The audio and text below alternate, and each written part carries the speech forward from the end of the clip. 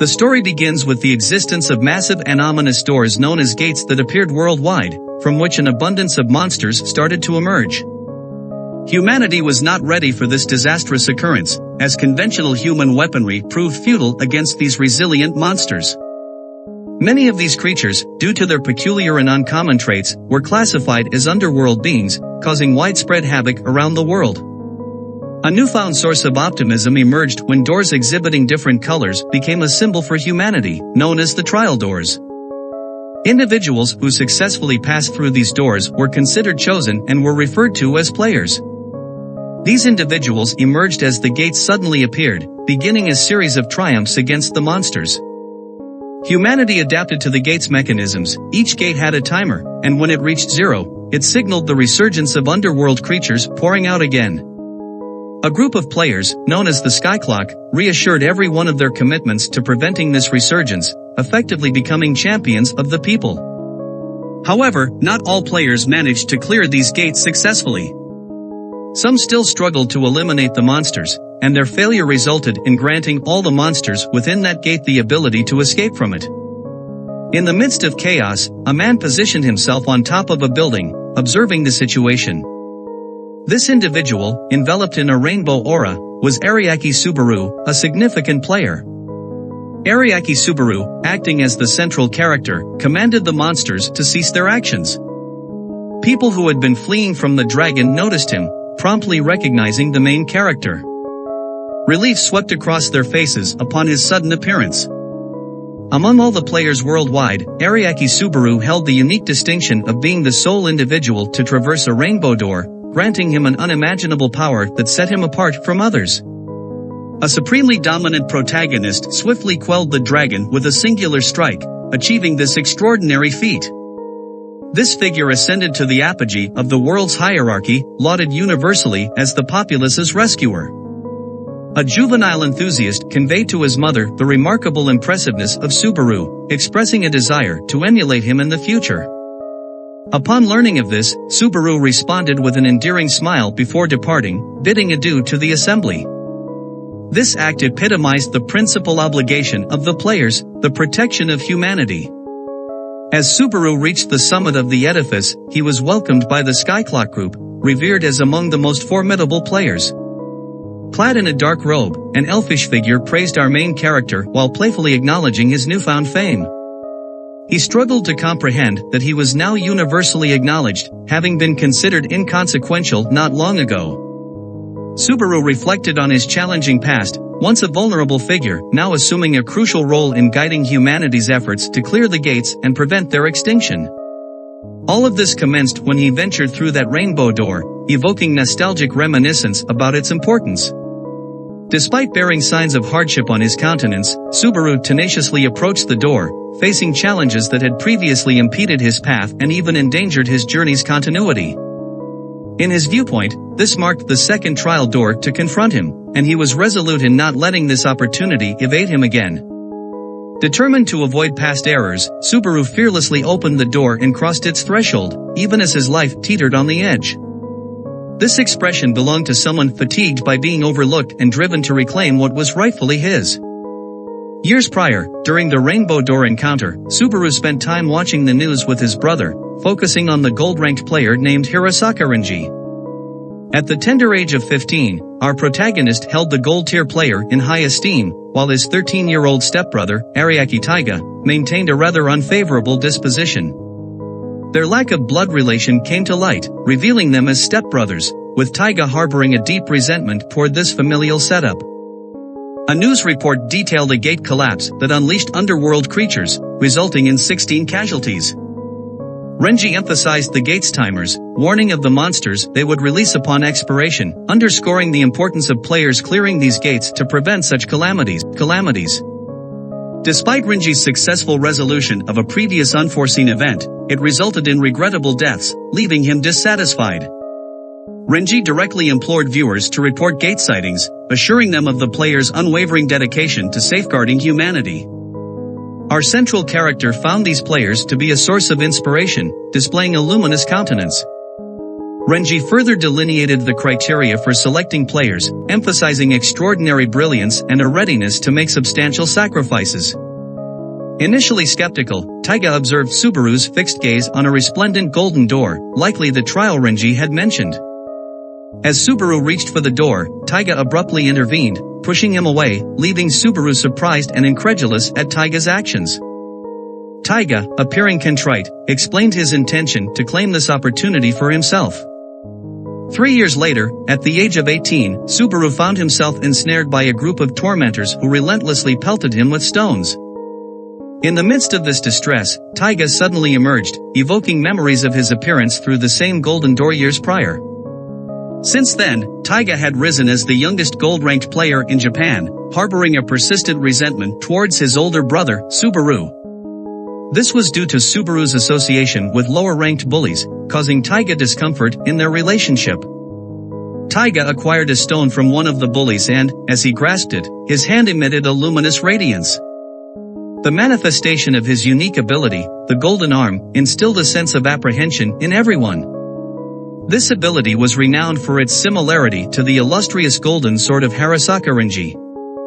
At that instant, tears filled Subaru's eyes as he grasped the intention behind Taiga's actions, directed at him.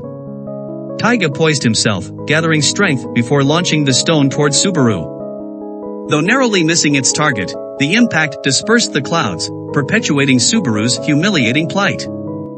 Taiga nonchalantly allowed the bullies to persist in their torment while onlookers refrained from intervening. Subaru remained isolated, perceived as feeble by those around him. Taiga, acclaimed as the youngest gold-ranked player in Japan, was credited with the triumphant annihilation of the gates in Shinagawa City and Koto City, consequently achieving celebrity status and being hailed as a heroic figure by the public. He was observed in joyful celebration with his parents, where his mother visibly exuded pride in his ability to financially support the family despite still being a student. She subtly juxtaposed Taiga's achievements against Subaru's perceived lack of success. Meanwhile, their father maintained a silent stance, seemingly viewing Subaru as inferior. Adjacent to their opulent estate, Subaru spent his days secluded in a restricted space dedicated to his studies. Due to the vast difference in their physical abilities, Taiga's requests would summon Subaru to action. On a specific occasion, Subaru was tasked with procuring more drinks for Taiga, a repetitive chore that gradually chipped away at his mental stability. The idea of enduring this ceaseless cycle became insufferable for Subaru. He increasingly grappled with feelings of insignificance and feared that his parents regarded him as dispensable. The thought of an endless future burdened with chores imposed by Taiga instilled deep dread in him. The ongoing oppressive reality ignited within Subaru a yearning for freedom from this unrelenting cycle. Reflecting on the day the golden door appeared, he pondered the different life he could have led had he embraced that opportunity. Amid regrets for past decisions, the tormentors resurfaced, employing Subaru as a vent for their frustrations, leaving him in a state of helplessness. Saotari, unhindered by any objection from Taiga, spearheaded the bullying episode, inflicting further distress upon Subaru. The protagonist's attempt to evade was futile, as the pursuing players were inherently quicker than Subaru. Saotari swiftly executed a movement aimed at Subaru, hitting his target. Subaru was astounded to once again face such aggression and realized these assailants might be plotting his demise. In sheer desperation and fearing the end, Subaru cried out for help, desperately clinging to the waning hope of survival. His attackers shoved him into an alley, renewing their assault with another series of blows. In Subaru's mind, the certainty of his impending doom occupied his thoughts. Saotari then unleashed his Red Rose skill, conjuring a fireball towards Subaru. However, an unforeseen turn of events disrupted the attack.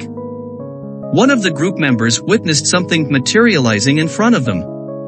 Abruptly, a trial door appeared right between the observer and Subaru, abruptly halting the entire assault, leaving everyone motionless. The bullies were bewildered by the sudden appearance of a trial door, seemingly emerging out of nowhere. Initially taking on a copper hue, the door shifted to silver after a brief moment, then transformed into a golden door, leaving Subaru and the attackers entirely confounded.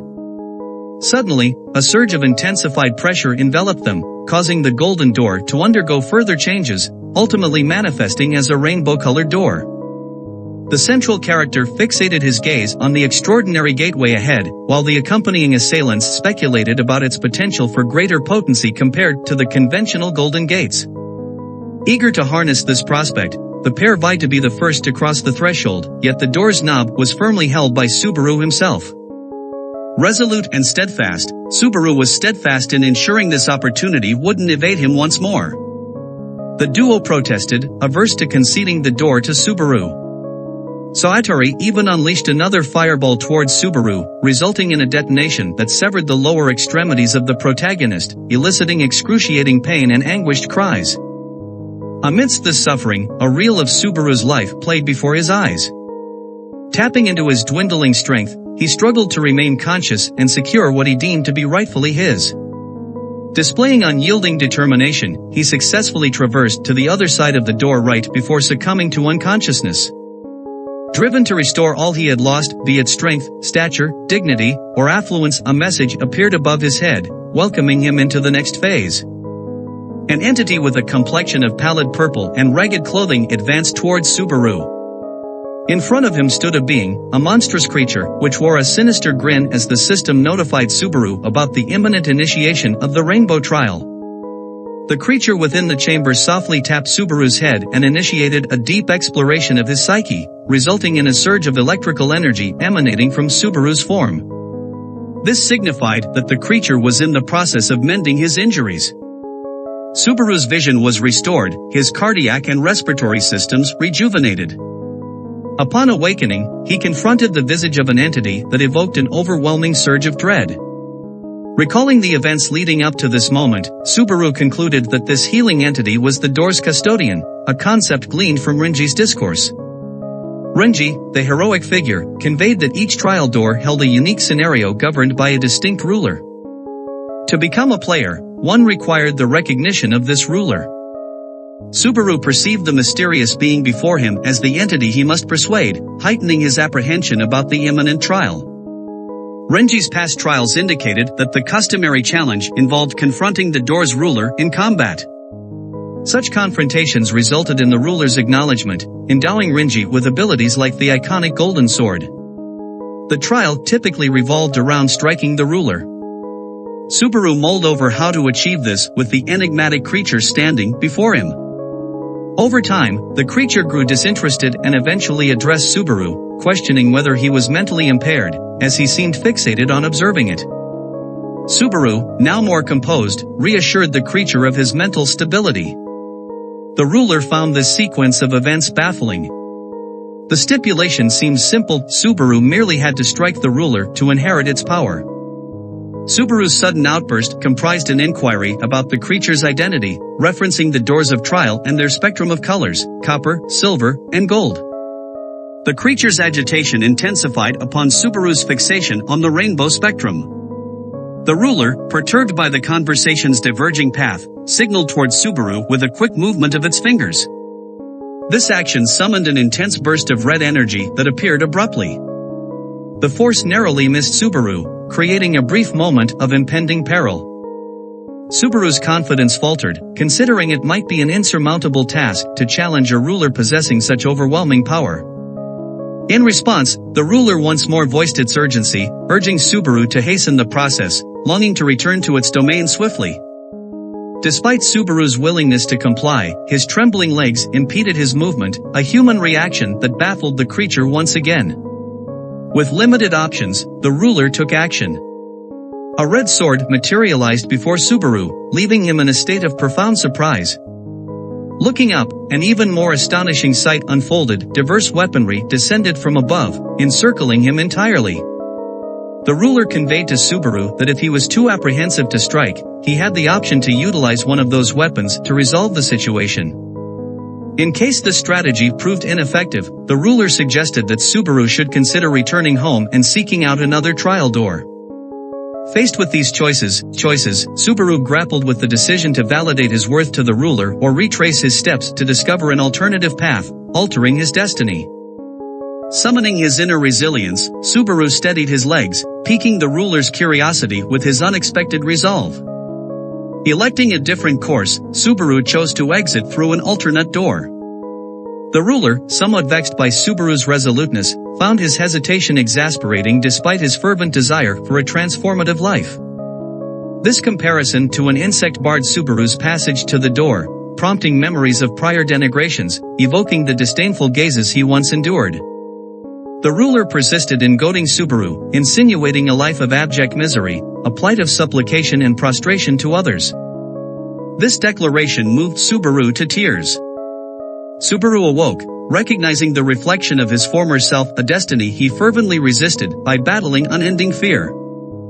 Moments later, he struck the rainbow door forcefully, confronting those present about the mistreatment he suffered. This display of resistance continued for several minutes, aimed at the arrogant figures who held themselves in great esteem. The ruler's grin widened in response to Subaru's persistent queries, as he expressed frustration at the unbridled authority wielded by those in power. The ruler's comments provoked laughter, asserting the dominance of the powerful in steering the world's course, which nearly pushed Subaru to the brink of his sanity. Old wounds inflicted by individuals of such stature who dehumanized him resurfaced in Subaru's mind, fueling his mounting irritation. Subsequently, Subaru charged at the ruler with clenched fists, ready to confront the imposing figure. His strike hit its target, but the result was disappointingly unremarkable. The ruler recognized Subaru's potential to achieve great feats through passionate determination. Showing approval, the ruler acknowledged Subaru's accomplishment by gently tapping his shoulders. The creature praised Subaru's navigation of the trial, recognizing the intense emotions in Subaru's fist. To Subaru's surprise, the ruler unexpectedly bit him, enveloping them in a crimson aura. Startled and pained by this unforeseen action, Subaru misconstrued the ruler's gesture as an attempt to subdue him, prompting a retaliatory response in the form of a bite back. Subaru's confident claim to the power further intrigued the ruler, prompting an offer of additional power. The red aura transformed into a vibrant rainbow hue, overwhelming Subaru with energy, leading to a moment of unconsciousness, officially marking the end of the trial. The ruler assured Subaru of their future meeting and identified itself as Vanquish, the ruler of the rainbow door, as it began to fade away. Despite the ruler's laughter, a notification designated Ariake Subaru as a level 1 player, titled Vampire or Progenitor, gaining a skill known as Blood Mole and Rainbow skill bonuses, including Blood Usurper, Those Who Hate Glory, and Those Who Walk Under the Sun. As the trial concluded, the surroundings disintegrated, leaving only a brief 30 seconds before Subaru would be trapped. Immobilized, Subaru descended freely into the void. The shattered rainbow door led the real-world bullies to believe Subaru had failed, heightening their anger. However, a rainbow-like rift emerged, and Subaru reappeared, astonishing the bullies who previously disregarded him upon realizing he had become a player. Subaru, once their target, radiated a vastly different aura, feeling reborn and displaying a markedly transformed demeanor and presence. Returning to reality, Subaru acknowledged his status as a player, empowered by Vanquish. Sawatari attempted to strike Subaru, who effortlessly evaded the attacks. Subaru's eyes glowed, granting him the ability to anticipate Sawatari's moves and evade each strike elegantly. Despite his novice status, Subaru noticed minimal damage from Sawatari's attempts, realizing he was in the midst of a tutorial, learning the fundamental aspects of perceiving the world as a game. Sawatari found his attacks to be ineffective against Subaru. Subaru's comrade alerted Sawatari to Subaru's advanced status as a player, stoking Sawatari's fury. In response, Sawatari invoked his skill, conjuring a fireball and hurling it towards Subaru, who was unable to react swiftly. The resulting explosion demonstrated Subaru's surprising resilience, with only a minor health setback despite the formidable might of the attack. Sawatari grappled with the notion of his devastating attack on a car hardly impacting Subaru. Despite the suggestion from the blue-haired companion to withdraw, acknowledging Subaru's elevated power exceeding that of the esteemed golden players, Sawatari remained resolute in the immediate defeat of Subaru. His apprehension lay in Subaru's potential growth, rendering future victory unattainable. Directing his companion to assail Subaru fully, Sawatari reinforced his determination. Meanwhile, Subaru stood composed as dark silken threads enveloped him, akin to the entangling skill that previously ensnared him, emanating from the blue-haired companion. Despite Subaru's attempts to liberate himself, Saitari advanced, brandishing his sword towards Subaru, prompting Subaru to contemplate his course of action. Subaru, still unfamiliar with his abilities, unexpectedly materialized multiple red swords to counter Sawatari's attack, empowered by the Blood Mole skill under Vanquish's guidance. The fabric of Subaru's reality shifted, reminding him to explore the potential of this skill autonomously. As these swords caused significant harm to Saitari, he persisted in his assault, attributing blame to Subaru for his friend's demise and accusing him of purloining the Rainbow Door. These accusations fueled Subaru's rage. In a surge of vehement animosity, Subaru's outcry triggered a surge of rainbow-hued energy emanating from him. Despite this, Saitari pressed on undeterred, making another charged move at Subaru, who met him head-on with a punch. The impact of Subaru's blow shattered Sawatari's sword, breaching his defense, propelling Saitari into the air before crashing back to the ground. With a single punch, Subaru emerged triumphant over the copper-ranked player, showcasing his newfound prowess and a determination to transcend his formerly victimized identity. As Subaru advanced, the swift activation of the blue-haired individual's skill ensnared his friend with wires, prompting the bullies to rapidly flee the alley, leaving Subaru profoundly puzzled by their sudden departure. He found their hasty escape reminiscent of a makeshift Spider-Man, intriguing his thoughts about the source of his newfound abilities. Emerging victoriously from the clash, Subaru knelt to proclaim his triumph, even amidst his elation, making a thorough assessment of the scene and the remnants of his opponent. Thoughts filled his mind as he contemplated the implications of these remnants and his subsequent actions. The subsequent day witnessed law enforcement's arrival at the site where they discovered a body brutally severed in two, inducing a sense of discomfort and suspicion within the police ranks. Renji, a distinguished gold-ranked player, personally investigated the ghastly occurrence, acknowledging the victim's lower status as a copper player. Considering the intricacy of the situation, Renji surmised the perpetrator must possess a rank of at least silver, furthering the sense of unease, not from Renji but rather from Ludwig, the bestower of powers. Renji, prioritizing player unity for gate elimination, found it inappropriate to delve into this matter at the moment, focusing instead on the gate, particularly the massive portal known as the Sky Clock. Meanwhile, Taiga, upon discovering his brother Subaru's room vacant and Subaru absent since the previous night, found unsettling news on his phone about a copper-ranked player's defeat.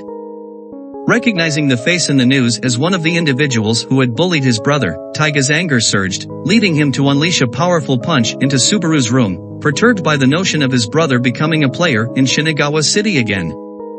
Notably, in Shinagawa City, the Japan Players Federation headquarters stood as a significant building dedicated to awakened players and responsible for gate-related matters. Subaru reached the Japan Players Federation headquarters.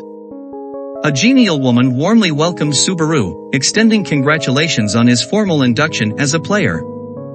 Profoundly appreciative, Subaru expressed gratitude and commenced his official registration as a player in Japan. The plight of unregistered players, restricted from gate entry and leveling opportunities exclusive to these domains, became evident. Subaru, sensing the urgency to fortify his capabilities amid a recent grave incident escalating to a murder case, comprehended the looming discovery of his connection to the event, especially by someone like Taiga. He resolved to hasten his skill development in anticipation of the challenges ahead. Upon acquiring player status, Subaru aimed to gather crucial knowledge. He learned that clearing a gate augmented one's level and that the gate's difficulty was gauged by the number of stars, which could be exchanged for currency. Presenting a star acquired during an altercation with Saitari the previous night, the woman's demeanor swiftly shifted upon confirming the star's origin, instilling a sudden panic within Subaru. He hastily contrived an alibi, claiming to have cleared a gate the prior day.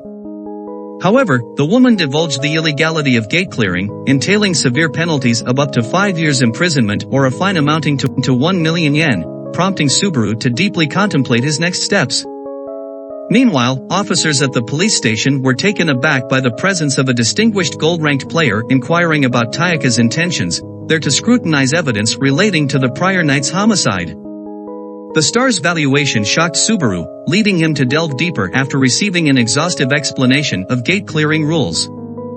Luckily, the registration attendant pardoned Subaru's first offense, providing a sense of relief and renewed determination to seek out more gates with swiftness. Before embarking on this quest, Subaru chose to revamp his appearance, experiencing a warm reception and making purchases that reduced his initial million-yen reserve. This transformation induced a sense of renewal within Subaru, allowing him to relish these novel experiences. Even his visit to a cafe for a caramel macchiato became an emotionally resonant occurrence. While enjoying his drink, Subaru was engulfed by emotions as the world around him seemed to illuminate, marking a distinct contrast from his previous life. He relished a newfound sense of liberty, tasting it for the first time. Determined to finish his coffee before embarking on his quest to clear more gates, Subaru found solace in the remarkable improvement in his life since becoming a player. However, this serene reverie was abruptly interrupted by Taiga's discovery of his location. Feeling the immense pressure emanating from his younger brother, Subaru was abruptly expelled from the building, tossed into the path of oncoming traffic. His lack of control propelled him toward a mother and her baby, setting off panic as a collision loomed. Sensing the urgency to protect innocent lives, Subaru swiftly deployed his blood mold skill, fashioning wires from his own blood to avert the collision and protect the mother and child, advising them to flee. Despite the considerable damage sustained, Subaru recognized the determined approach of Taiga. Aware that he was about to confront a gold-ranked player, Subaru, at level 1, knew he couldn't avoid this impending battle. Their confrontation caused a standstill in traffic, leaving drivers bewildered and pedestrians fleeing the unseen threat.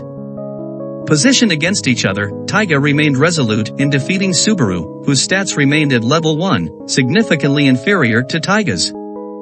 As Taiga initiated an assault, Subaru employed his skill to counter the attack, endeavoring to gain a strategic advantage, while contemplating guidance from Vanquish. Taiga, puzzled by Subaru's skill, aimed to end the battle swiftly with a single successful hit. Surrounded by a red mist, Subaru intrigued Taiga, who suspected it to be another of Subaru's abilities.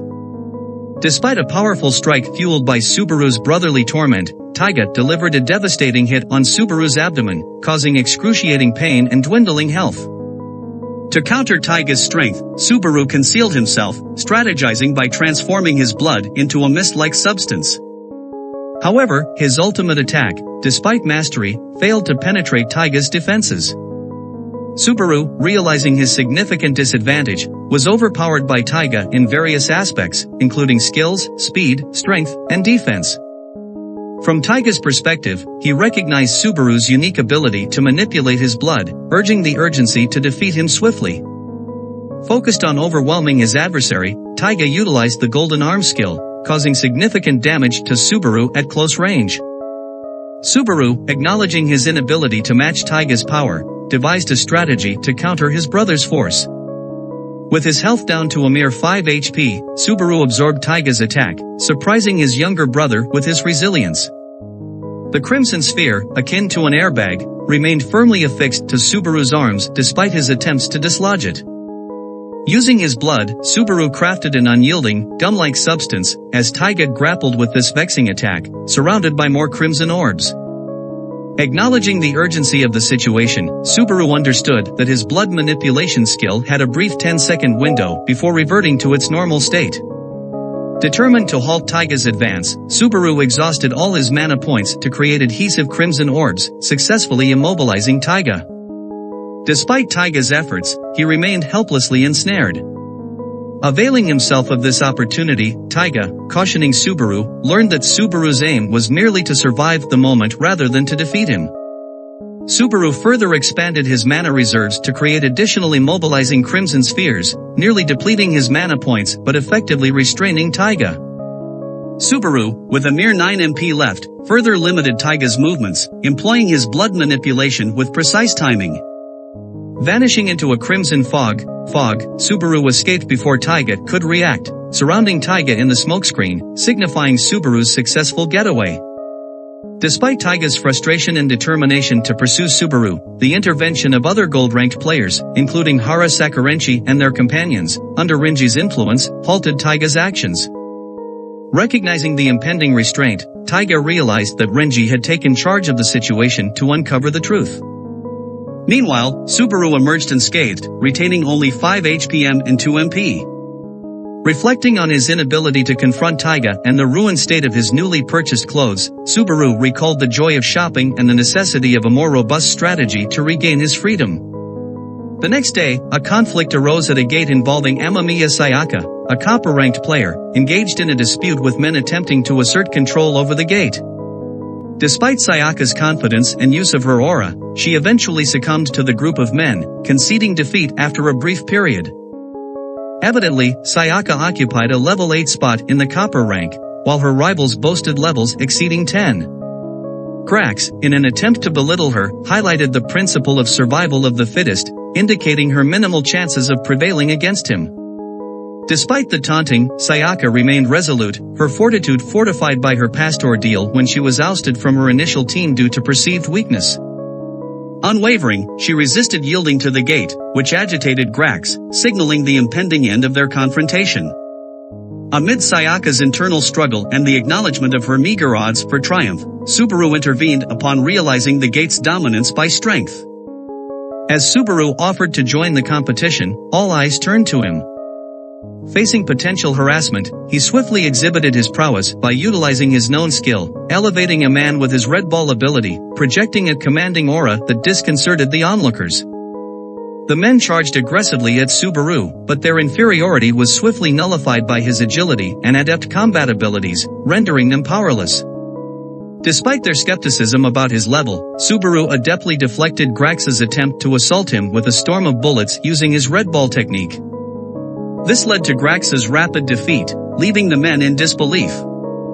Observing these extraordinary events, Sayaka speculated on Subaru's actual rank, contemplating the possibility of him being a gold tier player.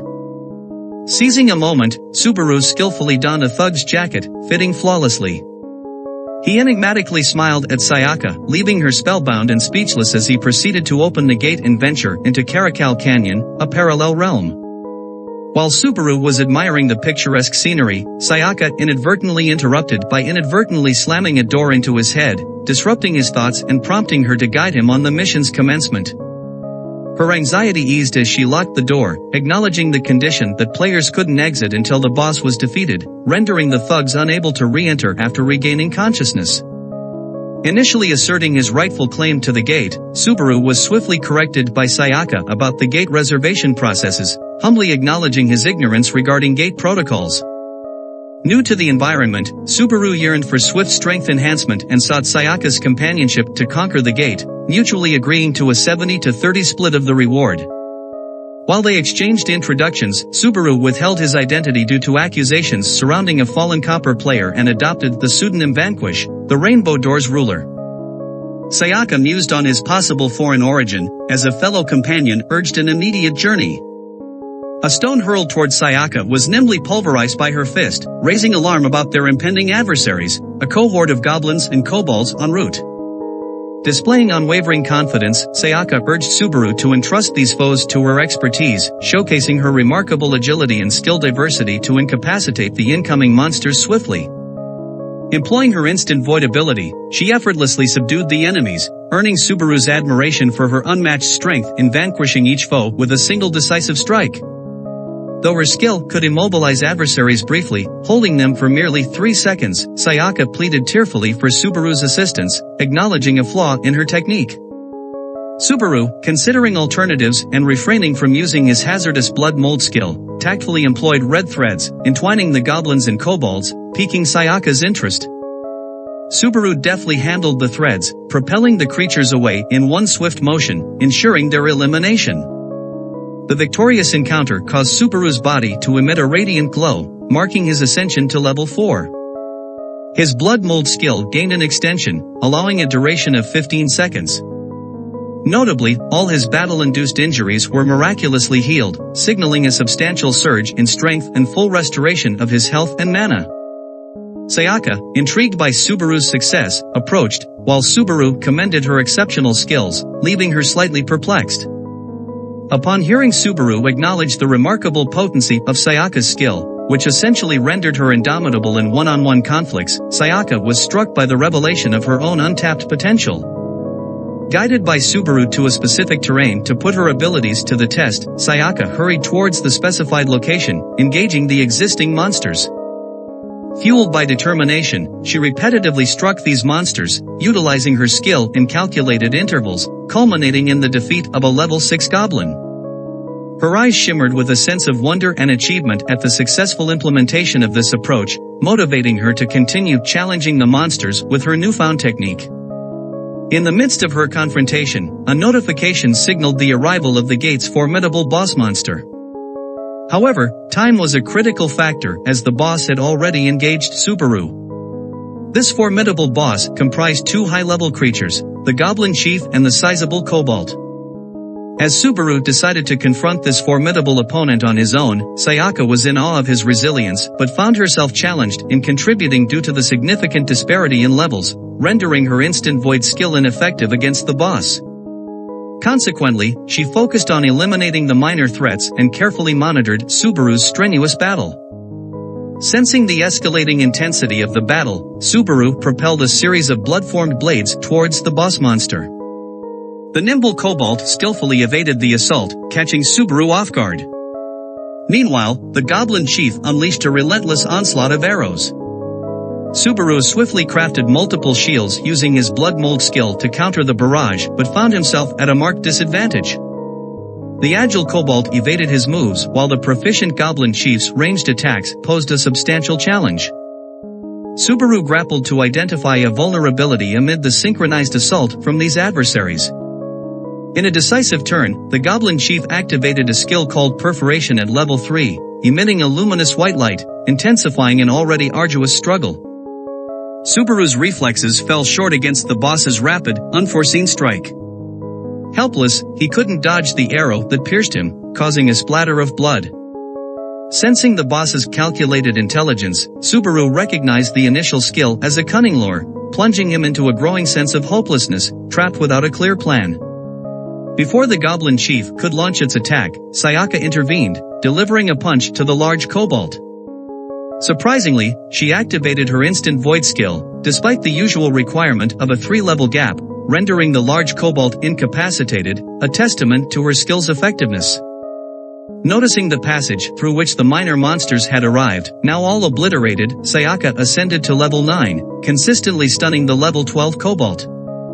Persistently, she immobilized the creature every 3 seconds, but a new challenge emerged as the Goblin Chief leaped to unleash its skill. Calmly, Sayaka entrusted this opponent to Subaru, who eagerly embraced the responsibility. Skillfully using his threads, he morphed them into a pliant substance, hurtling toward the airborne Goblin Chief with astonishing speed. Adroitly altering the properties of the pliant threads into a rope, Subaru ensnared the monster's neck, ensuring the demise of the formidable Kobold. Notifying Subaru of his level up to level 6 once more, the system erased his injuries and restored his HP and MP completely. Recalling Tayaga's maneuver, Subaru employed Derivation Bloodfest, intercepting the Goblin Chief's incoming arrow with his blood-armored fist, leading to the monster's defeat. Notifications of Subaru's advancements appeared, his blood mold skill now extended to last for 20 seconds. Witnessing the entire spectacle, Sayaka found it difficult to grasp their triumph over all the monsters within the gate. Subaru turned to her, solidifying their success. The system officially confirmed their triumphant mission accomplishment, clearing the gate remarkably within 16 minutes, leaving ample time. The system facilitated their departure upon clearing the gate before its disappearance. During the wait outside, it was noted that Subaru had appropriated his jacket, driven by a resolute desire for retribution, particularly due to the chilling cold. Another member discerned inscriptions on the entrance, clear indications already on display. The abrupt alert surprised them, considering it had only been since the duo traversed through the gate. Despite the usual 2-hour duration for completion, their doubts dissolved when Subaru and Sayaka re-emerged from the gate once more. The man without the jacket promptly interrogated Sayaka, suspecting possible deception. However, a series of notifications unfolded, each individual receiving them. They had successfully conquered a 2-star gate. This additional time would now augment the sky clock. All eyes turned upward to validate this event. Indeed, the clock adjusted, unveiling additional time. This underscored the importance of promptly clearing the gates. The sky clock, an immense global timepiece, carried a rumored consequence, the world's conclusion upon its time depletion. The singular means to avert this apocalypse was by completing more gates and extending the clock's duration. The man found it implausible that Subaru and Sokka, with their comparatively modest levels, had managed a 2-star gate. His incredulity heightened as Subaru approached him, tendering an apology for the damage to his jacket, assuring him of future compensation.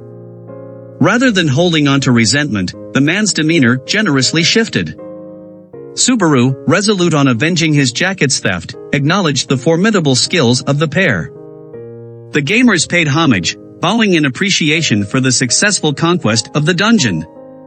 Following this, the assembly dispersed, and the portal they had emerged from began to disintegrate and fade away.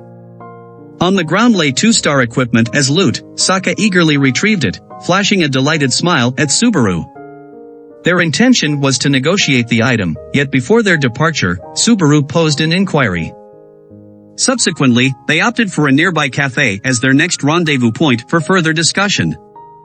At the cafe, Sokka discerned Subaru's desire to claim all the funds from her account, despite their initial agreement to split the proceeds. However, articulating her concerns proved challenging as Subaru remained deeply absorbed in his coffee. Feeling a sense of relief, Subaru inwardly expressed gratitude for the chance to visit the cafe after clearing the gate. Attempting to shift his attention, Sokka raised her voice, persistently querying him about the funds. The individual identified as M evasively mentioned an inability to discuss the reasons behind the current inability to access any funds. A puzzling response from Vanquish ignited Sokka's suspicion regarding his true identity, prompting her to question the authenticity of his name.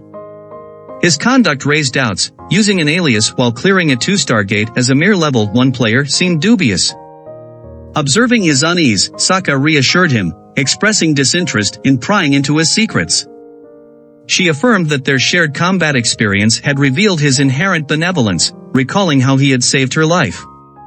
Sokka genuinely regarded the enigmatic M as a reliable ally, offering her unwavering support if necessary. These sentiments took Subaru by surprise, triggering recollections of his poignant past. It struck him as a rare instance where someone had displayed genuine kindness toward him, profoundly touching his heart. In gratitude, Subaru's unexpected response startled Sokka. Recognizing her unique position as the sole individual who saw his true self, the M disclosed his true identity, revealing himself as Arya. Establishing a bond of trust, he proceeded to recount recent events in his life. Upon learning about Subaru's complexities, Sokka could only contemplate the sheer intricacy of his circumstances. She later discovered that Taiga was, in fact, Subaru's stepbrother and learned of the incident involving the theft of the gold door from Subaru. This event drove Subaru's urgent quest for strength as his life hung in peril. In return, Sokka opened up about her life to Subaru, disclosing the presence of her 2 sisters, both possessing silver doors while she held a mere copper one. Initially aligned, she was eventually ousted by them, deeming her a liability. She turned towards Subaru, proposing a mutual endeavor to strengthen their alliance, extending her hand in a symbolic gesture of their pledge never to deceive or abandon each other. Witnessing her sincere commitment, our protagonist felt deeply touched. Subaru enthusiastically embraced her proposal, affirming their collaboration. Preferring a more informal approach, they decided to discard formal titles, opting for a relaxed mode of address. Meanwhile, within the primary conference chamber of the Player Federation's headquarters, a crucial assembly was underway discussing Tekka's imprisonment. Runji briefed the fellow gold players about the diminished count, leaving only 6 capable of taking specific actions. One member expressed their long-standing disdain for TAA due to his impudence. Another voiced concern, emphasizing that only gold-ranked players possessed the capability to tackle gates of 4 to 5-star caliber, a pressing issue considering the circumstances. The decision was made to extend their working hours to compensate for Taiga's absence. Additionally, Orangi proposed involving some silver-tier players to aid in clearing 5-star gates. This proposal instilled skepticism in both of them, recognizing the inferior prowess of silver-ranked players in comparison. Nevertheless, they considered the potential effectiveness if they could mobilize around 30 individuals. Silver tier individuals are presently confronted with 7 imperative 5-star gates encircling Tokyo that urgently demand attention. Renji entrusted Julietta's team, led by their captain, a level 38 figure at the headquarters, with the task of clearing one such 5-star gate. Both Sayaka and Subaru had entered the location. Sayaka noticed Julietta's team departing from the premises as Subaru, inattentive, narrowly avoided a collision with a few of their members. Julieta, who observed the near mishap, advised Subaru to exercise increased caution in his future movements. As they passed by, our protagonist keenly sensed the team's imposing presence. Sayaka highlighted their reputation as the preeminent team among the silver tier ranks. The pair arrived at the headquarters with the intention of securing access to a 2-star gate, confident in their capabilities to confront it. Their chosen gate was situated in Moro City, discernible from a distance due to its towering structure, equivalent in height to a building. This specific 2-star gate, known as the Soldier Dumping Ground, had a limited span of 17 hours before creatures emerged within its confines. Upon entering, it became apparent that players possessed the liberty to freely traverse in and out of gates without locking them from within, thereby enabling scouting of the surroundings. This was how they stumbled upon this particular gate. Sayaka expressed her belief that the layout of the dungeon was highly compatible with her abilities, directing Subaru to seal the door to initiate their quest officially. Her excitement was palpable in her demeanor. She unraveled a strategy to fully maximize her skills. Abruptly, skeletal entities emerged from the staircase's base, ascending rapidly. Subaru sensed their feeble energy, yet an unsettling aura emanated from them. Hastening, he looked downward. A potent energy emanated from the deepest level of the gate, a sensation keenly perceived by our protagonist. The skeletal troops approached closer. Sayaka's previously cheerful demeanor began to show signs of worry.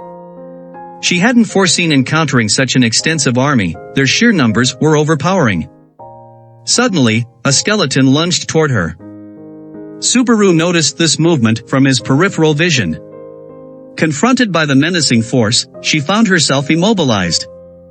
Swiftly, our protagonist sprang into action, utilizing his ability to shield her from harm. Taken aback by the close call, Sayaka activated her own capabilities. She reproached herself for recklessly straying too close to danger. Yet, contemplation had to be postponed, another surge of skeletons was advancing toward her once again. Subaru positioned himself as her shield, taking advantage of this momentary respite. Sayaka initiated a sequence of counterattacks. She expressed her appreciation to Subaru for his timely interventions. Additionally, she apprised him of the formidable power levels of their adversaries. They were all at least level 10, a daunting realization. The gate's exit hinged upon its complete clearance. Their clear strategy was evident: eliminate every monster and eventually confront the main threat. Positioned at the base of the stairs, Subaru volunteered to assume the defensive role, allowing Sayaka to focus on annihilating the skeletal enemies. Their primary objective was to reduce their numbers. Our protagonist contemplated the challenges facing Sayaka. The sheer quantity of adversaries posed a significant dilemma. One by one, skeletons fell, yet this effort was visibly draining on Sayaka. In his eagerness, Subaru urged Sayaka to reconsider their approach to engaging with the skeletons, pushing her close to her limits. Yet, Sayaka maintained a momentary silence before turning towards him, her eyes glinting with purpose. In reality, defeating more skeletons accelerates my leveling up and stamina regeneration, she disclosed. As evidence of her claim, Sayaka had indeed ascended to level 10. A playful wink from her confirmed the validity of her statement, a rise in her level corroborating her words. Empowered by this development, Sayaka encouraged Subaru to hasten their pace. Abruptly, a massive surge of water surged forward, a manifestation of his innovative technique known as blood tide. The flood threatened to engulf the entire staircase. With her rapid reflexes, Sayaka swiftly maneuvered to the edge of the stairs to avoid the incoming wave. Meanwhile, Subaru remained wholly absorbed in channeling his skill, depleting all his mana reserves. Determined, he aimed to incapacitate all enemies in a single decisive move. As he sensed the skeletons within his grasp, he manipulated the nature of the tidal wave, causing it to solidify. The ensnared monsters became immobilized, trapped within the frozen cascade. Witnessing this, Sayaka marveled at the adaptability and potency of Subaru's abilities. However, Subaru, exhausted and nearing his limit, implored Sayaka to take advantage of the immobilized state of the enemies, reminding her of the temporary duration of his ability. With fervor, she leaped into action, systematically striking the ensnared skeletons. With each precise attack, she delivered devastating blows to the creatures. In a short span, her level surged once more, reaching level 15 after executing a single combination of moves. A newfound vitality surged within her, invigorating her movements. She signaled to Subaru to handle the remaining adversaries, displaying confidence in his abilities. With determination, he clenched his fist, and in an instant, the lingering skeletons disintegrated into dust. This swift and intense combat bore fruit as Subaru, too, underwent a surge in levels. Everything unfolded at an accelerated pace. They unveiled his enhanced strength, now at level 16. Feeling rejuvenated, Sayaka's expression conveyed a blend of amusement and admiration, as if contemplating whether even their adversaries were apprehensive of Subaru's immense power. Yet unknown to their awareness, a solitary skeleton had stealthily eluded their relentless assault. As anticipated, Sayaka remained unharmed. Once again, Subaru swiftly intervened to protect her. He warned her against complacency, urging her to stay vigilant. Another wave of skeletons emerged, and both individuals realized that at this rhythm, their progression in levels would be steady before confronting the boss.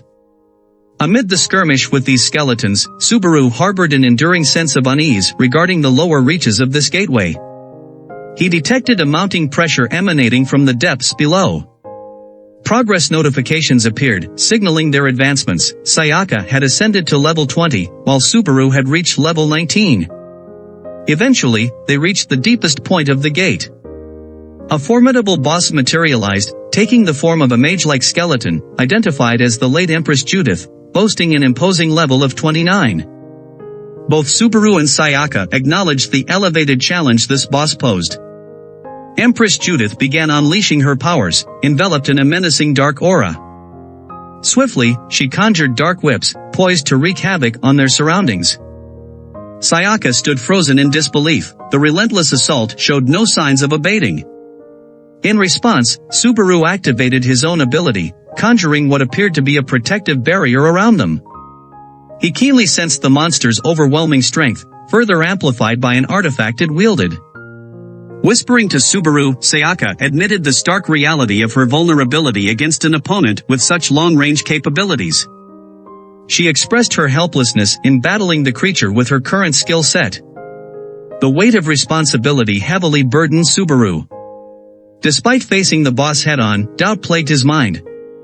The unsettling feeling he experienced upon entering the gate didn't seem solely connected to the impending battle with the adversary. As they stood on the brink of their epic confrontation, an unusual glitch-like anomaly began to materialize around them. Despite the late Empress Judith initiating her skill once more, the shadowy tendrils narrowly missed the duo, thanks to their quick reflexes and defensive maneuvers. Growing increasingly concerned, Sayaka turned to Subaru, seeking his guidance on their next course of action. Swiftly analyzing their situation, Subaru realized that the boss was manipulating her skill by channeling mana. He contemplated whether the mechanics of her ability were similar to his blood mold skill. He also acknowledged that Sayaka's instantaneous void skill would likely prove ineffective against a level 29 creature. In contrast, his versatile blood mold skill provided both offensive and defensive capabilities. The circumstances suggested that Sayaka might not gain any experience points from this battle. Recalling their commitment to grow stronger together and stand by each other, Subaru's resolve solidified. He assured Sayaka that he would adeptly deflect the creature's assaults, even amidst the chaos. Sayaka strived to convey a message amidst evading the incessant onslaught. Subaru, with urgency, implored her to take the lead and unleash a barrage of attacks against the boss until her endurance waned. Hesitantly, Sayaka agreed to the suggested approach. Without delay, Subaru swiftly optimized the viscosity of his blood mold skill. Upon witnessing this, the late Empress Judith momentarily paused her relentless attacks, seemingly captivated by Subaru's demonstration.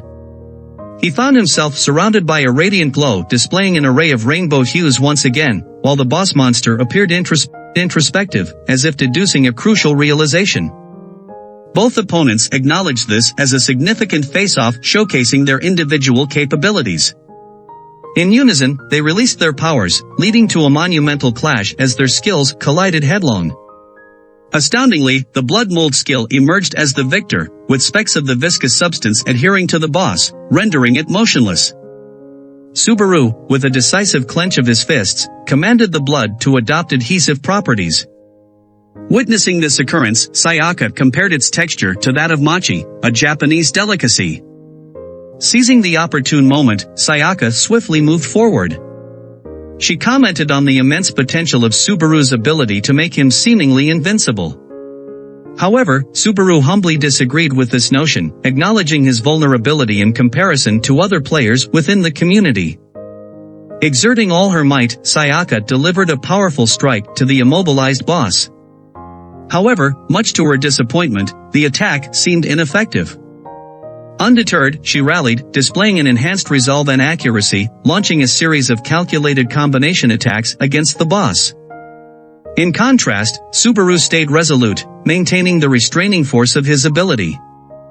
Inwardly, he pondered the difficulties faced by support and defense players in their quest for leveling up, acknowledging the hurdles associated with their indirect engagement in combat. Understanding the impending lapse of his skill's duration, he alerted Sayaka about its imminent release. The late Empress Judith, ever vigilant, eagerly anticipated the seconds ticking away until her liberation. As the binding weakened, she summoned her dark tendrils once more. Despite Sayaka's efforts to evade, she found herself ensnared, yet she maintained her composure, displaying unwavering resolve. Suddenly, she was surrounded by a protective crimson ring that materialized just in time, shielding her from the impending attack. Subaru had managed to activate his ability precisely in the nick of time. Grateful and unharmed, Sayaka reassured him with a smile. This unexpected turn of events visibly agitated the late Empress Judith. Remarkably, she verbalized her thoughts, intensifying her dark aura as she questioned the source of Subaru's unique ability. Subaru, taken aback by encountering a conversing boss for the first time, was astonished. The monster, incredulous, found it inconceivable for such power to be bestowed upon a human. Connecting the dots, Subaru inferred that the late Empress Judith was alluding to vanquish Al-Sed to engage her in a dialogue. Despite his attempts to seek answers, the monster, teetering on the brink of a berserk state, grew even more potent and underwent a fearsome transformation. Saka recalled information passed down by her sister. Some monsters would expend all their NP to undergo a metamorphosis, gaining tremendous strength in return. Both observers were gripped by horror as they realized the transformed boss was gearing up for a devastating assault. Just as Subaru and Saka were about to be hit, the system alerted Subaru to raise a protective barrier. Despite the shield's successful formation, the attack's sheer force was pushing it backward. The intense heat of the energy beam caused the blood forming the shield to rapidly sizzle and evaporate, draining Subaru's MP in the process. Faced with imminent MP depletion, Subaru was caught in a dilemma. Halting his shield would endanger Sayaka, yet maintaining it would exhaust his resources. In the midst of this dire scenario, Subaru's eyes emitted a prismatic glow, signaling an unusual energy shift. The boss monster grew wary, sensing a pivotal moment in the battle. A stronger shield materialized, confronting the monster's intensified attack. However, Subaru believed the moment had come. His shield transformed into a spear, piercing through the skeletal queen, signifying the conclusion of their conflict. Late Empress Judith contemplated her defeat while the system notified our main character of his victory against the boss entity. His level ascended to 20, yet Subaru remained skeptical, pondering whether the skeleton queen might have recognized Vanquish. He questioned whether the creatures within the gates reflected the owners behind the trial doors. Sayaka praised Subaru and admitted her continued reliance on him. Her acknowledgement resulted in her own level up. Subaru experienced a sense of fulfillment as both of them had grown stronger, triumphing over another gate. He resolved that when facing another boss, he would attempt communication. Sayaka noticed an anomaly. Despite the boss's defeat, the gate remained uncleared. A rainbow anomaly appeared, enveloping them once more. Astonishingly, a rainbow door emerged behind Subaru, its reality difficult for him to comprehend. Sayaka explained that trial doors could appear repeatedly for players. Each unique door held a distinct challenge, rewarding a player with a new skill relevant to their class upon completion. Subaru speculated if this door's appearance correlated with his achievement of reaching level 20. Sayaka mentioned a rumor about Rinji, stating he had unlocked 7 doors for his class. Her excitement envisioned their partnership becoming an unstoppable force. Lost in contemplation, Subaru recognized the potential of her words. Gaining additional skills could elevate him to the ranks of elite gold players. Radiating enthusiasm, Sayaka proposed that he face this new trial. Witnessing her fervor, Subaru found solace. Subsequently, he approached the rainbow door, curious about the outcome of this challenge and feeling anticipation surge between them. Upon Subaru's revelation of the door, a crimson streak lashed out, severing one of his arms, intensifying the tragedy. Sayaka, too, suffered a severe injury. Her expression, veiled with ambiguity, carried an undertone of remorse toward Subaru, sensing her own imminent demise due to the grievous wounds. Subaru's anguished cry echoed as he, too, lost an arm. His desperate attempt to reach Saka was futile as an unseen force forcefully pushed him away from the door.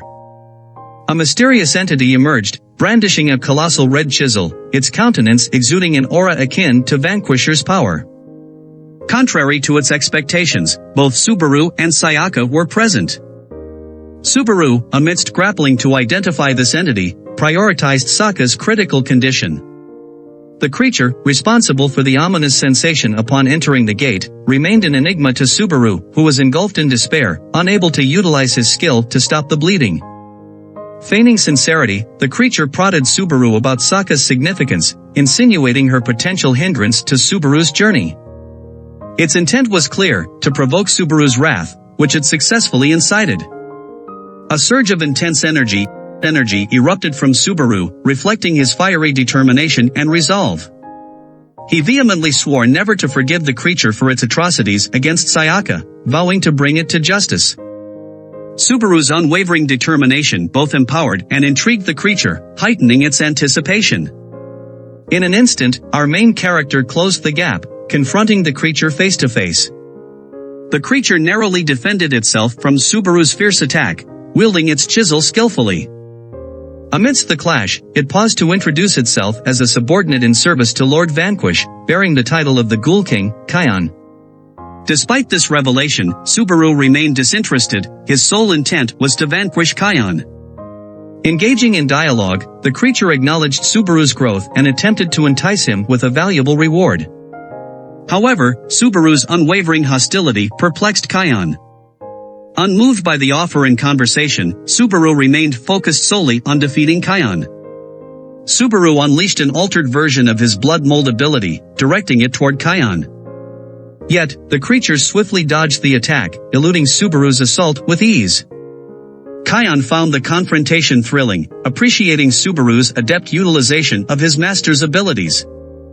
However, Kion persisted, delivering a decisive blow that propelled Subaru backward. Engrossed in his monologue, Kion failed to notice a flurry of crimson spikes approaching. Although they encircled Kion momentarily, he deftly evaded them once more. Subaru was gradually grasping the intricacies of Vanquish's blood whip, displaying considerable potential. Yet, Subaru was running low on energy, nearing exhaustion. Kion, having covertly observed Subaru's prior battles against creatures, was aware of his progress. Subaru acknowledged his aptitude for swiftly adapting to his opponent's combat strategies. Exasperated, he vocalized his fatigue with the ongoing evasion tactics employed by Kion, expressing a deep longing for a direct confrontation, particularly with Sayaka's life at stake. Growing increasingly agitated and halting abruptly, Kion burst into laughter, yet eventually yielded to Subaru's plea. Subaru initiated another offensive, but Kion, wielding the divine chisel, adeptly sliced through Subaru's blood whips, severing their connection and grazing Subaru's left ear. This action startled Subaru, disrupting his focus and rendering his blood mold ability inert, much to his disbelief.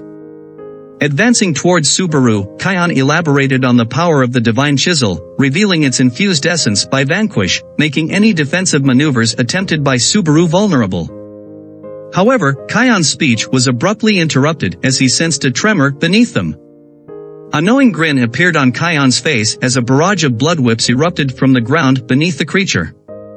Subaru extended the blood whips beneath Kion, launching a covert strike aimed at restricting his agility. Impressed by Subaru's adaptability, Kion foresaw Subaru's potential as a formidable warrior. However, Subaru remained silent, assessing the effectiveness of his tactical move. Despite Subaru's relentless attempts, Kion adeptly evaded each assault, reappearing in front of Subaru and landing a powerful blow that left Subaru unable to respond. Following this, Kion executed another strike with the divine chisel, causing Subaru to lose consciousness. Yet, Kion, feeling slighted by what he perceived as Subaru's mocking stance, delivered a decisive strike that flung Subaru backward, reclaiming the divine chisel. Speaking to the unconscious Subaru, Kion expressed disappointment over what he perceived as a surrender. However, he noticed Subaru slowly rising, displaying an indomitable spirit despite bearing visible battle wounds. Kion realized that Subaru's priority was Sayaka's life, triggering a surge of energy manifesting as blood armor and embodiment of Subaru's unwavering determination. Fueled by intense emotions, Subaru surged toward Kion with enhanced speed, aiming to prevent the Ghoul Lord's escape. Despite Subaru's newfound strength, Kion maintained an advantage, retrieving the divine chisel once more, preparing for the impending showdown. He speculated aloud on the durability of Subaru's protective barrier against his impending attack. Rather than bolstering his defenses, our protagonist relentlessly persisted in attacking Kion. Subaru seemed to have abandoned all rationality, showing little concern for avoiding incoming strikes, resulting in a severe injury that severed a portion of his arm. However, Subaru astounded Kion by revealing his capability to mend injuries using the blood mold skill, catching the subordinate of Vanquish off guard. Rejuvenated, Subaru continued his assault, ultimately landing a solid blow on Kion. Impressed by Subaru's resilience, Kion realized that the trial's end was near. Subaru showed no signs of easing his assault. The cycle continued as he sustained injuries only to promptly heal them and persist in attacking. Kion began feeling the strain of Subaru's relentless onslaught, deducing that Subaru's actions stemmed from sheer desperation. Despite this unconventional approach, Subaru successfully struck multiple times, using his body as bait and relying on his regenerative capabilities. Although Subaru's high-risk strategy yielded results, it led to a rapid depletion of his mana. Witnessing this audacious tactic, Kion couldn't help but smile, acknowledging the daringness of Subaru's methods. An old memory surged within Kion, transporting him back to a conversation with his master Vanquish. Vanquish had recounted an incident where a human had audaciously resisted during the transference of his powers to Subaru. This act of defiance had amused Vanquish, recognizing the courage needed to stand against someone as mighty as him. Vanquish had foreseen that upon encountering Subaru, Kion would be equally intrigued by the human's unique determination, considering him an exceptionally captivating individual. In the midst of their battle, Kion realized the validity of his master's words. With a hearty chuckle, Kion admitted to Subaru, "I've grown rather fond of you." Initially, Kion had mocked Subaru, insinuating the futility of his strategies, but the mirth swiftly faded from his expression. Subaru's demeanor communicated an unmistakable sense of foreboding, signaling to Kion that this was no time for jokes or pleasantries. Subaru intensified his manipulation of the remaining mana, a surge of energy transforming his arms in preparation for another potent skill. Subaru unveiled the formidable Blood L technique. Initially, Kion seemed to hold the advantage, adopting a condescending stance towards Subaru. However, the situation took a swift turn as Kion suddenly struggled, choked by an unexpected surge of blood escaping his lips. With seamless precision, Subaru executed the Blood Lens technique, skewering Kion directly through. Subaru's motive became evident. Trial's victory was secondary to his unwavering determination to defeat Kion. The sight of Kion lying bisected showcased Subaru's overwhelming triumph. Observing Kion's descent, Subaru's countenance betrayed a mix of emotions.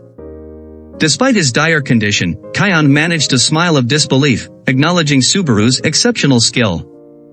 Subaru, disinterested in praise or acknowledgement, impatiently pressed Kion to meet his end, firmly believing that Sayaka's salvation hinged on Kion's defeat. In the midst of his waning moments, Kion disclosed a pivotal revelation: time within the gate operated independently of the world beyond its confines. This revelation struck Subaru profoundly, signaling a groundbreaking understanding. However, Kion posed a pressing question: how did Subaru plan to endure post-battle without mana, given his grave injuries and dwindling reserves? Subaru remained undeterred, stating he would confront that challenge when the time arrived. His immediate focus lay in ensuring Sayaka's safety, even if it meant sacrificing himself. To Subaru, sacrificing his well-being was the only viable strategy against Kion's might, especially if it could guarantee Sayaka's security. Subaru's preoccupation with his diminishing mana was palpable in his mannerisms. Recognizing the deep bond between Subaru and Sayaka, Kion inquired about Subaru's feelings toward his friend. Overwhelmed by emotions, Subaru shed tears while recounting the unbreakable pledge of loyalty he shared with Sayaka. She represented the singular beacon of friendship in his life. Kion was deeply moved by the revelation, seeing parallels between his own solitary past and the enduring camaraderie shared between Lord Vanquish and Subaru with Sayaka. Recognizing the depth and sincerity of such vows, Kion empathized with Subaru, extending an offering of peace by presenting the divine chisel and bestowing his unique skill. Despite Subaru's initial skepticism, Kion assured him that death within the gate was not imminent, highlighting the distinctive rules of their current environment. Subaru's victory over the Ghoul King, Kion, was announced through a system notification, marking a significant level up for Subaru due to the discrepancy in their levels. This triumph resulted in a surge of radiant energy enveloping Subaru, indicating a newfound level of strength. Subaru's injuries were completely healed, and both his HP and MP were fully restored.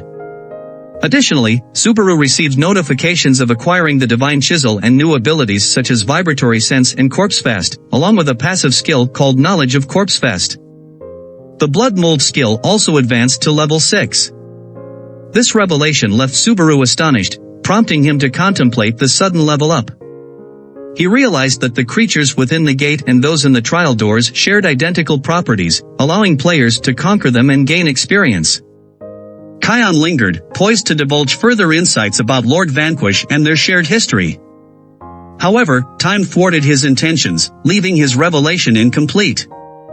In a final attempt to convey crucial advice, he urged Subaru to utilize the Blood Usurper skill in case any of his allies were to fall. Pondering Kion's words, Subaru questioned the existence of such an ability within himself. As Kion began to fade away, he noted Subaru's striking resemblance to Lord Vanquish in both spirit and demeanor, expressing a fervent wish for a future reunion. Subaru successfully completed his second trial door, fulfilling his mission. Emerging from the gate with Sayaka, determined to save her, they navigated through the two-star gate, intending to manipulate the sky clock to restore the lost time. Subaru swiftly used his phone to summon emergency assistance, urgently seeking aid as the gate behind them disintegrated into fragments. Meanwhile, at the 5-star gate, Moby Dick's hideout, nestled in Moro City, players grappled with daunting challenges. A substantial number had perished, turning to Julietta's team, the most formidable silver-ranked team in Japan, seeking guidance. Expressing deep concern, one player voiced apprehensions that their entire team would face obliteration if the ongoing predicament persisted. The opposing force they confronted was an immense sky whale, boasting an impressive level of 59.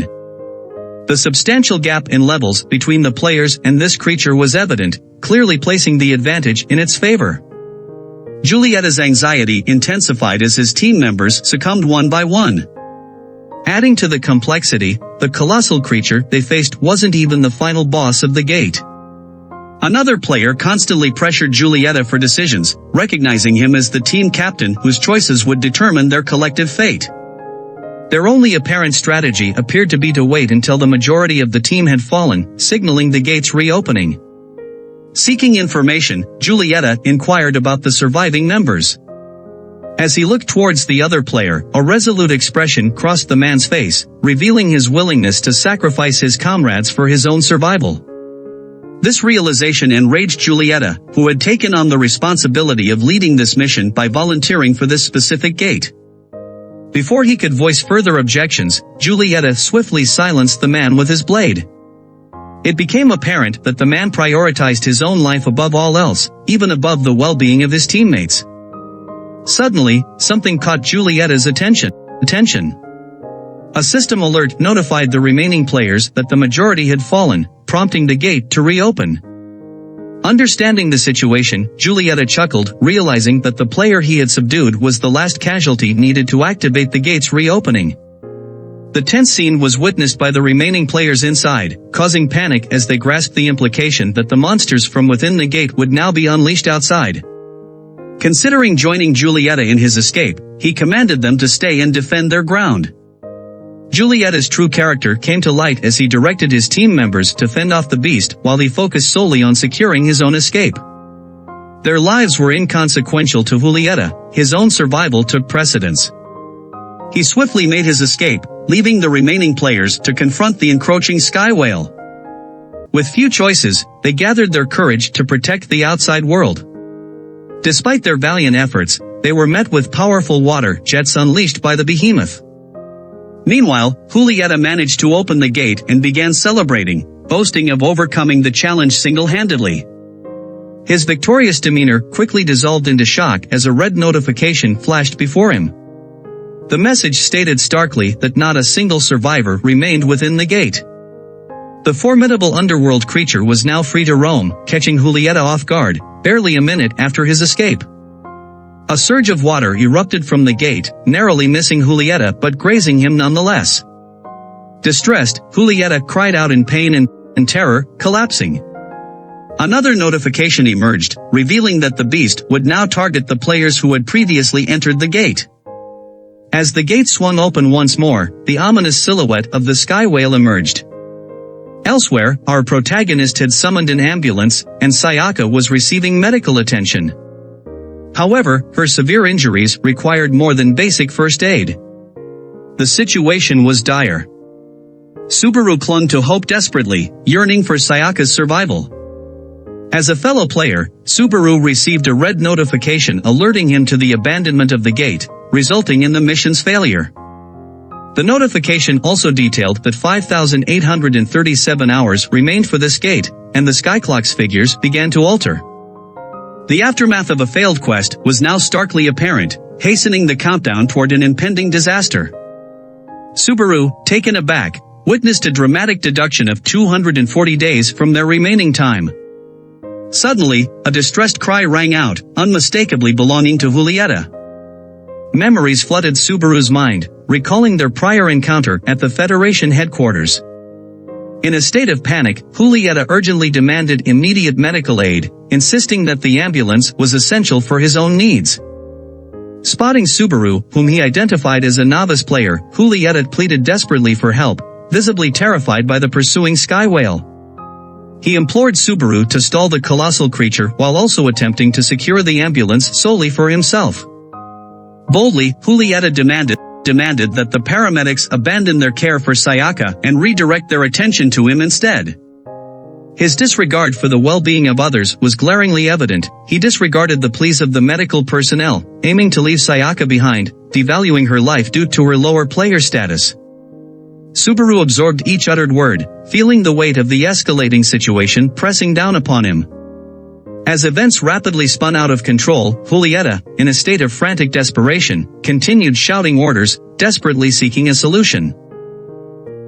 Despite the imminent threat posed by the sky whale, Julieta's surging anger fueled by adrenaline intensified as he confronted Subaru, who remained an obstacle in his path. This only served to aggravate Subaru further, struggling to maintain his calm amid the escalating chaos. Before Julieta could further provoke him, both found themselves encompassed by colossal blue bubbles, emanating from the sky whale ominously hovering above. Meanwhile, authorities in Oro City urgently warned the populace about the roaming monster and urged immediate evacuation. Given its origins from a 5-star gate, neighboring residents were strongly encouraged to evacuate as well. Despite the warnings, some individuals chose to stay behind. Subaru, displaying unwavering confidence in the medical team, directed them to attend to Sayaka. Recognizing Subaru's genuine concern for his friend's well-being, the medical team promptly tended to Sayaka's urgent medical needs, whisking her away in the ambulance towards the nearest hospital. However, Julieta persisted in his protests, redirecting his fury towards Subaru and vowing solemnly to defeat him in the future. Before Julieta could utter another threat, Subaru swiftly ensnared him using his blood mold ability. Challenging Julieta to attempt any further actions, Subaru observed his miscalculation. Soon after, Julieta's countenance underwent a startling transformation, suspending him like a cocoon. Inquiring about the Sky Whale's pursuit, Subaru learned from Julieta that gate players were the primary targets of monsters before they caused widespread chaos. This information triggered an epiphany in Subaru's mind. Meanwhile, Julieta contemplated the true identity of this man who effortlessly outmatched him. Subaru deduced that as long as Julieta remained alive, the Sky Whale wouldn't engage others. Realizing the urgency to divert the creature's attention and provide Sayaka with time to reach the hospital, Subaru tightened his hold on Julieta and probed him for details about the beast's capabilities. Reluctantly, Julieta revealed the Sky Whale's powers, including conjuring water orbs and potent M lasers, possessing unparalleled attack potency and swiftness. Impatiently, the Sky Whale initiated its attack. Observing this, Julieta recognized the precursor to its potent laser strikes. Levitating water orbs started to glow brightly, and in a matter of moments, both the orbs and the colossal creature launched a powerful watery assault. The barrage was aimed at a man who believed he was facing imminent death. Yet, Subaru remained remarkably calm, his expression unwavering. Unexpectedly, a colossal crimson petal structure materialized, puzzling the whale. This entity entirely thwarted the Sky Whale's aggressive attack. Julieta was astonished by Subaru's defense. This innovative defensive structure, named Ilia by Subaru, made an impressive debut. After repelling the assault, heavy rainfall engulfed the area. Julieta couldn't believe how Subaru had countered a force that had obliterated his entire team. Subaru found an advantage in the monster's airborne position, enabling him to unleash his complete combat prowess. Soaring upward while clad in his blood armor, a vast amount of blood began swirling around the Sky Whale. Infusing his fist with concentrated mana, Subaru then executed his blood fist technique on the Leviathan. However, despite his efforts, Subaru felt his attack was inadequate as the whale continued its flight unaffected. His blood mold ability reached its zenith, abruptly plummeting him downward. Subaru comprehended the failure of his previous strike against the Sky Whale, realizing it only exacerbated the creature's aggression. The thunderous bellow of the Sky Whale shattered windows in the vicinity, resonating through the area. Amidst the ongoing conflict, Julieta remained suspended, swaying with the escalating situation. Subaru began to fathom the substantial power disparity between creatures from 5-star gates and their lesser counterparts. Understanding the futility of his earlier strategies, Subaru opted to utilize a recently acquired asset, the ethereal divine chisel, famed for its ability to split the heavens. The Sky Whale unleashed another tactic, conjuring entities resembling fish within its maw, rapidly transmuting them into torpedoes aimed directly at Subaru. Despite the imminent peril, Subaru retained his composure, bracing himself for a retaliatory strike. Observing the Sky Whale's confident maneuver, Subaru identified its trump card. With unwavering resolve, Subaru wielded the divine chisel forcefully, executing swift strikes to intercept the incoming torpedoes. Their collision resulted in a colossal explosion, significantly harming the Sky Whale. Subaru glimpsed a notification that emerged following the use of the divine chisel. It revealed the artifact's draining effect on the wielder's MP, intensifying its potency based on the moment. A single strike had depleted nearly a third of Subaru's MP, deepening his comprehension of the divine chisel. Sensing the Sky Whale gathering energy for a devastating final attack, Subaru discerned the imminent danger and realized he had to preemptively neutralize it. He thrust forward with the divine chisel, preparing for another strike, aiming to enhance the power of his subsequent move. The resulting slash emanated from the divine chisel, fragmented into numerous smaller slashes, blanketing the entirety of the sky whale. Each impact triggered an explosive effect, dealing significant damage. The outcome exceeded Subaru's expectations, leading to the demise of the formidable level 59 creature. The skies, once tumultuous, now bore a gentle rainshower, painting a vivid rainbow across the horizon. The fleeing citizens paused, captivated by the breathtaking sight. They shared a collective feeling of awe and gratitude, attributing the victory to an unseen hero who had vanquished the infernal beast. Drenched in the remnants of the encounter, Subaru received a system notification confirming the defeat of the sky whale. Encased within his protective shell, Julieta remained unharmed, astonished by Subaru's ability to vanquish the colossal threat with a single decisive strike. Julieta speculated whether Subaru might be an emerging contender for the gold rank, considering his remarkable feat. After the battle's tumult subsided, Subaru's thoughts immediately shifted to Tosaka, feeling an urgent need to learn about her condition. He swiftly soared into the air, racing towards the nearest medical facility. Unaware of a silent observer, an elderly man who had filmed the entire spectacle, eager to share the footage, believing it would quickly spread and herald the rise of a new guardian. Meanwhile, within the confines of Shinagawa Hospital, Sayaka's surgery was in full swing. Every available medical professional was fully engaged, fighting against time. A monitor displayed Sayaka's heart rate, ominously showing signs of decline. Within moments, a tragic event occurred. However, outside the hospital walls, Subaru remained unaware of Sayaka's critical state. Upon reaching the hospital, Subaru's worst fears were realized. He discovered Sayaka's lifeless body in the morgue. Overwhelmed by despair, he realized he hadn't been able to save his friend despite his Herculean efforts. Deep grief etched itself onto his face as he gazed at her motionless form, collapsing to his knees, consumed by self-blame. Sayaka had been entangled in this dilemma due to his Rainbow Door trial. Thoughts of Kion sparked an overwhelming surge of bitterness within him. However, amidst his tumultuous emotions, Kion's parting words resounded, referencing a skill named Blood Usurper. Unfamiliar with this ability, Subaru sought its description through his status window. The skill, Blood Usurper, belonged to a compound type, with only the level 20 variant, named Parivar, accessible at the moment. Intrigued, he selected the solitary option. The skill's intricacies unfolded before him. It possessed the capability to resurrect a deeply connected player and bind them as the user's companion. Despite the enigmatic nature of the skill, Subaru was driven by its potential to revive Sayaka. A timer imposed a sense of urgency. He had a mere 15 seconds to decide. Without hesitation, Subaru activated the skill. A distinct symbol manifested before Subaru, surrounded by a crimson aura that enveloped both him and Sayaka as the Parivar skill came into effect. Vibrant red energy surged through Sayaka's veins, illuminating them. Subaru's desperation intensified as he fervently prayed for the skill's success. In his anguish, he pleaded for Sayaka's return as the countdown mercilessly ticked away.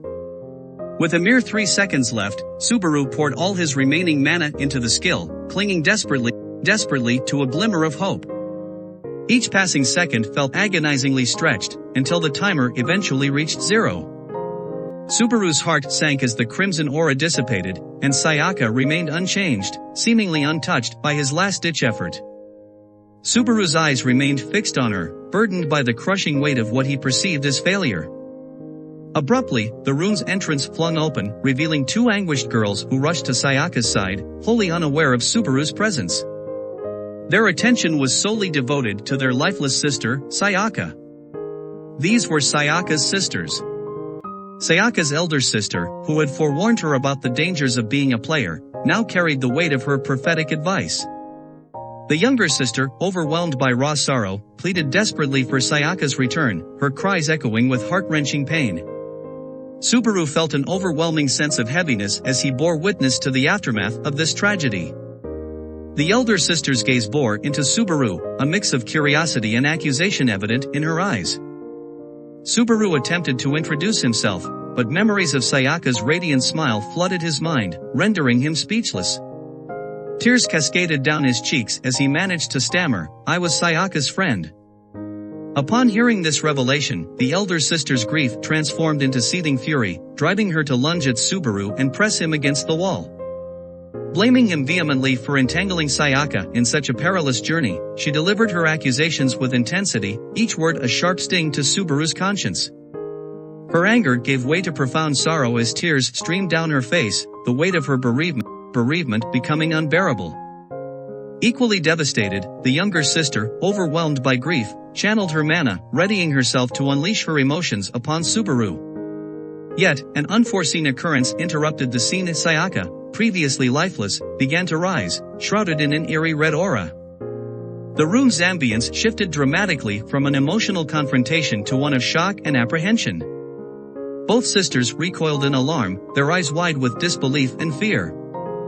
Sayaka, now sitting upright, opened her previously lifeless eyes, yet they lacked their former vitality. Instead, they appeared vacant. A mysterious mark had manifested on her forehead, its nature and significance unknown. The enigmatic mark previously concealed at her nape was now prominently displayed. Swiftly, Saka sprang from the bed, surrounded by a crimson aura that coalesced into a peculiar garment. Emitting a profound red glow as she stretched, Sayaka underwent a transformative process.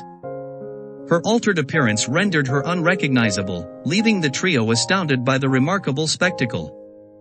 Expressing her thoughts assertively, Saka demanded her elder sister release Subaru, rebuking her as disgraceful. In a threatening move towards her sister, she seemed poised for action, displaying signs of external influence in her gaze.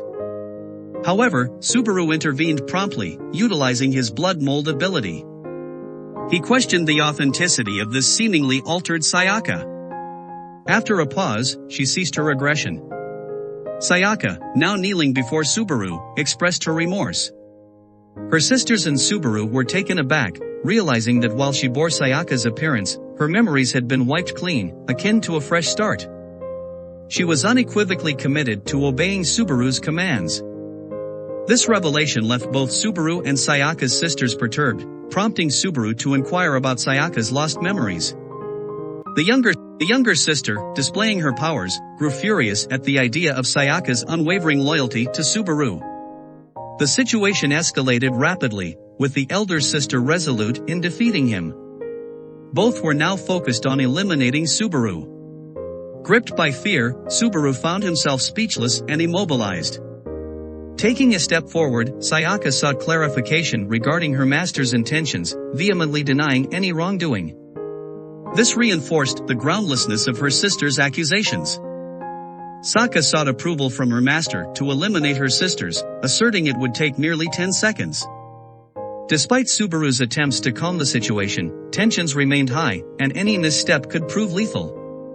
In a desperate move, our protagonist utilized his blood mold ability and expressed remorse. He immobilized the two sisters with a substance resembling gum. Acting swiftly, Subaru grabbed Sayaka's arm, intending to escape, promising to resolve the situation later. He contemplated Kion's suggested ability, pondering the striking differences in the reborn Sayaka compared to the one he once knew. She remained puzzled about her master's reluctance to confront the duo, completely unaware of their identities. Subaru hurriedly made his way toward the hospital's exit, still attempting to make sense of the recent chain of events. But as they approached the door, a startling sight brought them to an abrupt halt. A large display in the hospital's waiting area showcased Subaru's image, hailing him as the new champion and bestowing upon him the title of the savior of Muro. He realized his oversight in not considering that someone might have recorded footage of his recent encounter. Moments later, two figures appeared, acknowledging the emerging star. The shorter of the pair, Taiga, expressed annoyance, revealing that he had an elder sibling. The taller individual introduced himself as Yudarusi, ranking as the third best gold player. Accompanying him was Shikisha Mareu, the second in command. Subaru was taken aback by the unexpected encounter with two esteemed gold players. However, he sensed another anomaly, a concealed figure exuding a powerful aura hiding behind the duo. Renji signaled to his superior that they had located their target. Stepping out of the shadows, Hirasaka Renji greeted Subaru. He held the pinnacle rank among gold players in Japan.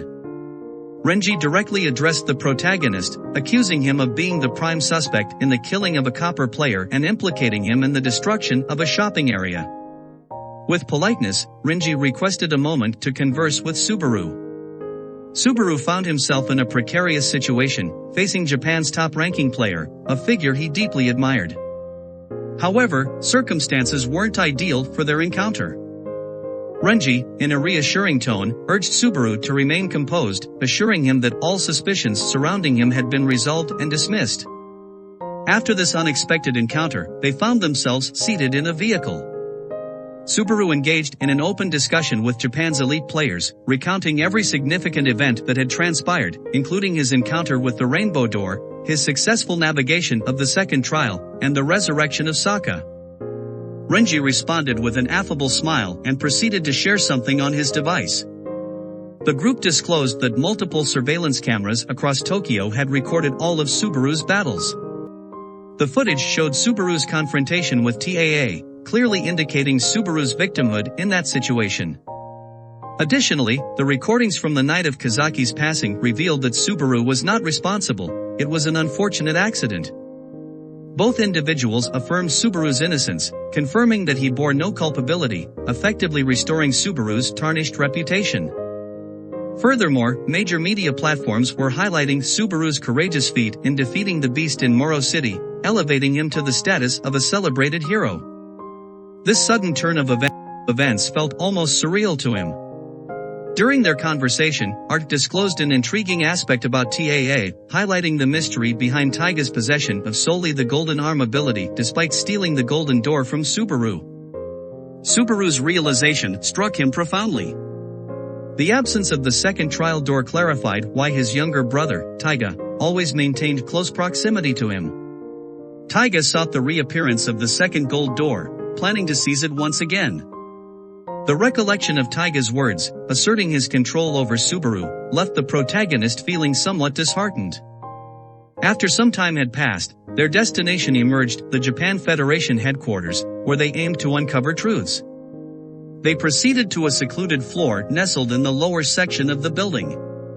This particular area was heavily fortified, resembling a prison designed explicitly to confine players. Presently, Taiga was its sole occupant. His demeanor instantly shifted upon catching sight of Subaru. Renji relayed to Subaru that Taiga was confined by chains made of pure gold. In an act of defiance against the prison bars, Taiga informed TAA that Subaru had divulged information, influencing the course of his investigation. This revelation visibly infuriated Taiga further, who insisted that any gate Subaru acquired rightfully belonged to him. It became clear why Taiga was deeply unsettled by Subaru becoming a player. He mistakenly believed that the second trial door had already appeared. As TAA persistently berated her master, Sayaka's patience wore thin, yet Subaru restrained her. Despite the man who had tormented him now being imprisoned, Subaru found himself unexpectedly calm.